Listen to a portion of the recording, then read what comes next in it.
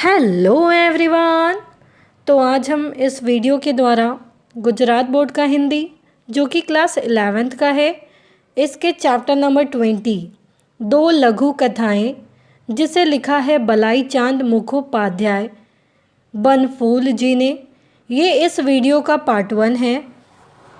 इस चैप्टर को हमने 2 पार्ट में कंप्लीट किया है, पार्ट 1 और पार्ट 2। इस चैप्टर को स्टार्ट करने से पहले मैंने एक बुक पढ़ी थी जिसका नाम है द सीक्रेट। ये बुक मुझे काफ़ी अच्छी लगी और ये बुक पढ़कर आप काफ़ी ज़्यादा मोटिवेट हो गए।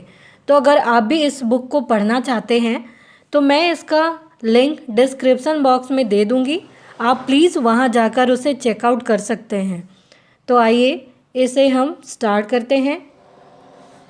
दो लघु कथाएं जिसे लिखा है बलाई चांद मुखोपाध्याय बनफूल जी ने। जन्म इनका 1899 ईस्वी में और इनकी मृत्यु सन 1989 ईस्वी में हुई थी। बंगाली के प्रसिद्ध लेखक बलाई चांद मुखोपाध्याय की शिक्षा पटना विश्वविद्यालय और कलकत्ता मेडिकल कॉलेज से हुई। वे एक अच्छे कवि, फिल्म राइटर एवं फिजिशियन थे।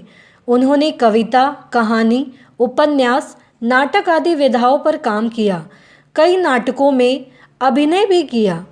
भुवन सोम, होते बजारे एवं वह अर्जुन पंडित जैसे फिल्मों का लेखन कार्य किया। उन्हें फिल्म फेयर अवार्ड भी मिला। उनको विभिन्न राष्ट्रीय सम्मानों से सम्मानित किया गया। तो जिसके बारे में हम लोग पढ़ रहे हैं वो है बलाई चांद मुखोपाध्याय। ये एक बंगाली के सुप्रसिद्ध लेखक हैं। इनकी शिक्षा पटना विश्वविद्यालय में और कलकत्ता मेडिकल कॉलेज से हुई है।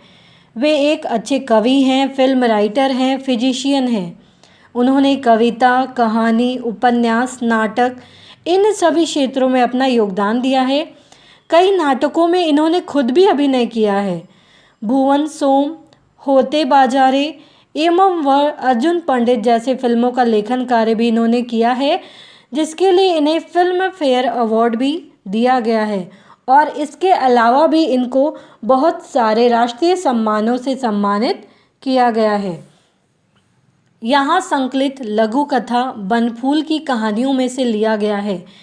ये जो लघु कथा है ये बनफूल की कहानियों में से लिया गया है। संकलित फर्क लघु कथा में 2 पार्ट में इसे डिवाइड किया गया है। एक है फर्क, दूसरा है आत्ममंथन। फर्स्ट है फर्क। लघु कथा में भारत और पाकिस्तान के विभाजन के बाद बार बार होने वाले दंगों की मानसिकता और हिंदू और मुस्लिम दोनों संप्रदायों में मानने वाले लोगों के मन में उत्पन्न अविश्वास और आशंका को रेखांकित किया गया है। मनुष्य की हर प्रकार के भेदभाव को मानता है। मनुष्य ही है जो हर प्रकार के भेदभाव को मानता है, जबकि पशु और पक्षी सोच नहीं सकते, अतः उनके लिए किसी देश की कोई सीमा रेखा नहीं होती। तो यहाँ हम जो लघु कथा पढ़ने वाले हैं ये बनफूल की कहानियों में से ली गई है। यहाँ 2 कथाएं हैं, एक है फर्क, दूसरा है आत्ममंथन। फर्क एक लघु कथा है जिसमें भारत और पाकिस्तान के विभाजन के बाद जब बंटवारा हो गया था तो ये जो बार बार जो दंगे हैं, इन दंगों से जो मानसिकता है लोगों की और जो हिंदू और मुस्लिम दोनों संप्रदायों में मानने वाले जो लोग हैं उनके मन में जो अविश्वास पैदा हुआ है या आशंका या डाउट हुआ है, इसके बारे में बताया गया है कि ये सिर्फ मनुष्यों में ही होता है भेदभाव करना, एक दूसरे से जाति के रिलेटिव में लेकर या किसी और क्षेत्र में, ये सिर्फ मनुष्य ही करते हैं। जबकि पशु पक्षी इस बारे में सोच भी नहीं सकते हैं। उन्हें ये भी नहीं पता होता है कि ये कौन सी देश की सीमा रेखा है, हमें इधर जाना है नहीं जाना है, उन्हें कुछ नहीं पता है। वो कभी भी भेदभाव नहीं करते हैं। दूसरा हम देखेंगे इसमें लघु कथा में आत्ममंथन। एक बेहद मार्मिक लघु कथा है जो पाठक की संवेदना को झकझोर कर उसे सोचने के लिए बाध्य कर देती है। क्या सोचने के लिए बाध्य करती है?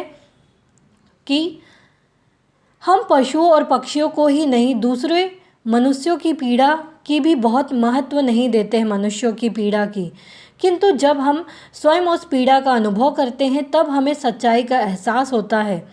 इस लघु कथा में पक्षी के चूजे की मृत्यु के पश्चात पक्षियों का आर्तनाद, आर्तनाद अर्थात बहुत दुखी होकर रोना, विलाप करना कितना हृदय विदारक है, इसका पता अपने बेटे की मृत्यु के पश्चात कथानायक को चलता है। तो दूसरा लघु कथा इसमें दिया गया है आत्ममंथन, जिसमें हम दूसरे पशु पक्षियों के बारे में नहीं सोचते हैं, यहाँ तक कि मनुष्यों के बारे में भी नहीं सोचते हैं और उसकी पीड़ा को हम अनुभव नहीं करते हैं। और जब वो पीड़ा खुद के साथ होती है, जब वो खुद के साथ अनुभव होता है हमें, तब हमें उसका पता चलता है। फर्स्ट हम देखेंगे इसमें फ़र्क। उस दिन उनके मन में इच्छा हुई कि भारत और पाक के बीच की सीमा रेखा को देखा जाए। जो कभी एक देश था वह अब अलग अलग होकर कैसा लगता है। दोनों देश एक दूसरे के प्रति शंकालु थे, दोनों ओर पहरा था, बीच में कुछ भूमि होती है जिस पर किसी का अधिकार नहीं होता, दोनों उस पर खड़े हो सकते हैं। वह वहीं खड़ा था लेकिन अकेला नहीं था, पत्नी थी और थे 18 सशस्त्र सैनिक और उनका कमांडर भी। दूसरे के सैनिकों के सामने वे उसे अकेला कैसे छोड़ सकते थे। अब यह कहा जा रहा है कि जब भारत और पाकिस्तान का जब बंटवारा हो गया था तो दोनों की सीमा रेखा को देखा जाए तो एक तरफ एक देश है, दूसरी तरफ दूसरा देश है।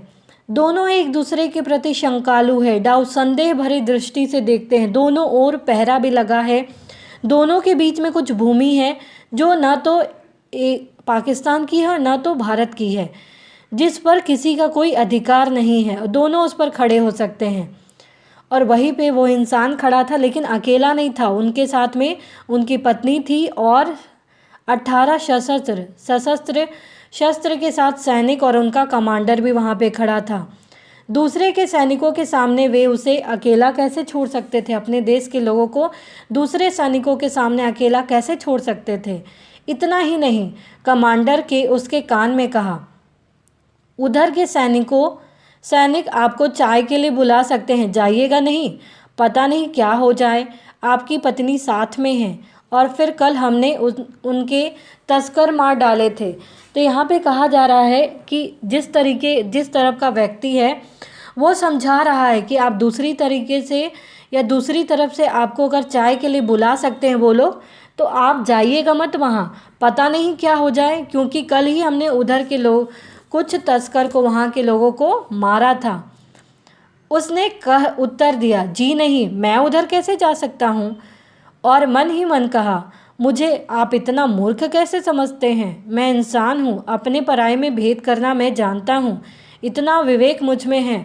अब जिस इंसान को बोला गया है कि अगर उधर के लोग सैनिक अगर आपके लिए चाय लेकर आए तो आप उधर जाइएगा नहीं, तो ये व्यक्ति क्या सोच रहा है।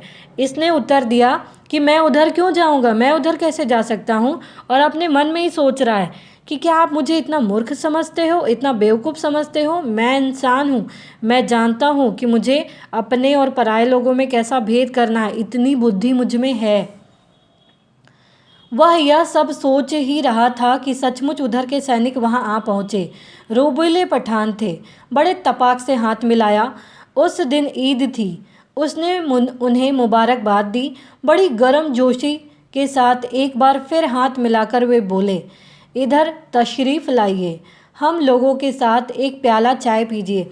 जैसा कि इधर के लोगों ने समझाया था कि आपको उधर के लोग चाय पीने के लिए बुलाएंगे, वैसा ही हुआ। उधर के सैनिक आए, रोबीले पठान थे, ठाट बाट था उनका, और बड़े तपाक से उन्होंने तुरंत से बोला कि आज ईद का दिन है। उसने मुबारकबाद दी और हाथ मिलाया और कहा कि आप यहाँ बैठिए और एक चाय का प्याला पी लीजिए। इसका उत्तर उसके पास तैयार था। अत्यंत विनम्रता से मुस्कुराकर उसने कहा, बहुत बहुत शुक्रिया, बड़ी खुशी होती है आपके साथ बैठकर, लेकिन मुझे आज ही वापस लौटना है और वक्त बहुत कम है। आज तो माफ़ी चाहता हूँ। अब ये मना कर रहा है चाय पीने से, क्योंकि पता है उसको मना किया गया था और ये बहाने लगा रहा है कि मेरे पास वक्त नहीं है, मुझे आज ही लौटना है। इसी प्रकार शिष्टाचार की कुछ और बातें हुई कि पाकिस्तान की ओर से कुलांचे भरता हुआ बकरियों का दल उसके पास से गुजरा और भारत की सीमा में दाखिल हो गया। एक साथ सबने उनकी ओर देखा। एक क्षण बाद उसने पूछा, ये आपकी है? उनमें एक सैनिक ने गहरी मुस्कुराहट के साथ उत्तर दिया, जी हाँ जनाब, हमारी है, जानवर है, फ़र्क करना नहीं जानते।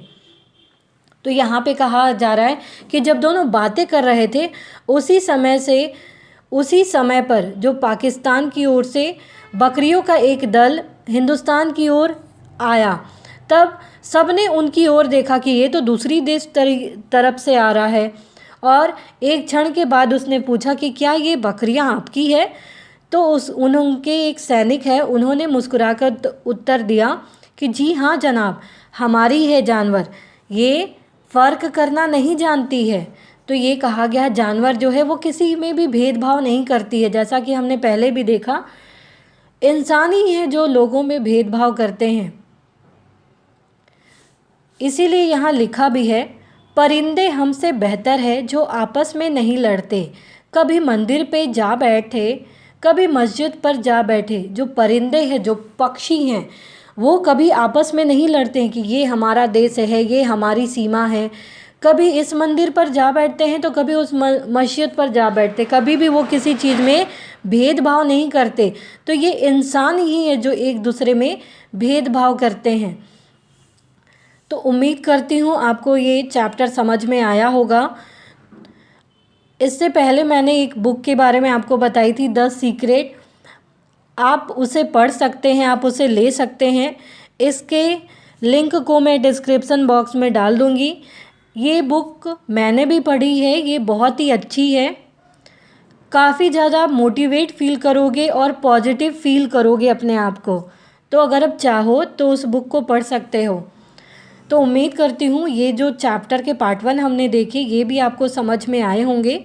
तो प्लीज़ आप इस वीडियो को लाइक करना, शेयर करना, सब्सक्राइब करना, कमेंट करना ना भूलें। Thank you.